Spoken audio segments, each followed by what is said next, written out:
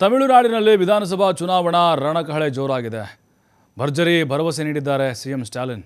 ಹಲವು ಉಚಿತಗಳನ್ನು ಘೋಷಣೆ ಮಾಡಿದ್ದಾರೆ. ಈಗ ಡಿಎಂಕೆ ಅವರು ಭರ್ಜರಿ ಪ್ರಚಾರದ ಮಧ್ಯೆ ಪ್ರಣಾಳಿಕೆಯನ್ನು ಘೋಷಣೆ ಮಾಡಿದೆ. ಹಾಗಾದರೆ ಡಿಎಂಕೆ ಘೋಷಣೆಗಳೇನು ನೋಡಿ, ಅಲ್ಲೂ ಕೂಡ ಗ್ಯಾರಂಟಿಗಳ ಅಬ್ಬರ ಜೋರಾಗಿದೆ.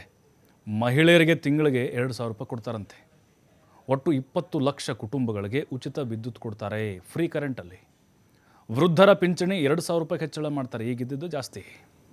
8ನೇ ತರಗತಿವರೆಗೆ ಉಪಹಾರ ಯೋಜನೆ ವಿಸ್ತರಣೆ, 8ನೇ ತರಗತಿವರೆಗೂ ಟಿಫಿನ್ ಕೊಡೋದು. ಮಹಿಳಾ ಸ್ವಸಹಾಯ ಸಂಘಗಳಿಗೆ ಬಡ್ಡಿ ರಹಿತ ಸಾಲ ಕೊಡ್ತಾರೆ, ವಿತೌಟ್ ಇಂಟ್ರೆಸ್ಟ್. 5 ಲಕ್ಷ ರೂಪಾಯಿವರೆಗೆ ಬಡ್ಡಿ ರಹಿತ ಸಾಲ ಘೋಷಣೆ ಮಾಡಿದ್ದಾರೆ. ಸಿಎಂ ಆರೋಗ್ಯ ವಿಮೆ 1 ಲಕ್ಷ ರೂಪಾಯಿ ಏರಿಸಿದ್ದಾರೆ.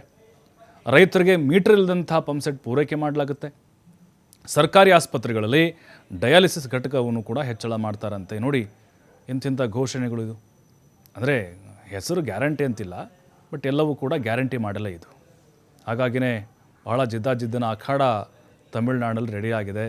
ಡಿಎಂಕೆ ಈಗ ಏನು ಹಾಲಿ ಅಧಿಕಾರದಲ್ಲಿದೆ, ಮುಂದುವರಿಸಬೇಕು, ಮತ್ತೆ ಅಧಿಕಾರಕ್ಕೆ ಬರಬೇಕು ಅಂತ ಪಣ ತೊಟ್ಟಿದೆ. ಅದಕ್ಕೆ AIADMK ಪ್ಲಸ್ BJP ಜೊತೆಗೆ TVK ವಿಜಯ್ ಅವ್ರ ಪಕ್ಷ ಕೂಡ ಅಷ್ಟೇ ಫೈಟನ್ನು ಕೊಡುವಂಥ ಸಾಧ್ಯತೆಗಳು ಕಾಣಿಸ್ತಾ ಇದೆ. முக்கியமான வாக்குறுதி நல்லா கவனிங்க. 50வது நம் இல்லங்களின் அரசிகளான மகளிரை மகிழ்விக்க முக்கியமான வாக்குறுதி நல்லா கவனிங்க. இல்லத்தரசிகள் தங்களுடைய வீட்டுக்கு தேவையான washing machine, TV, grinder, fridge,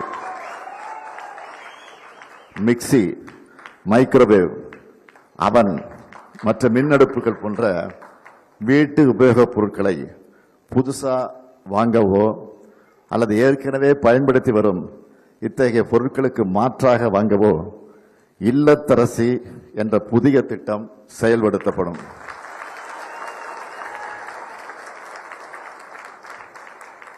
இல்லைன்னா மறுபடியும் படிக்க கேட்டுங்க.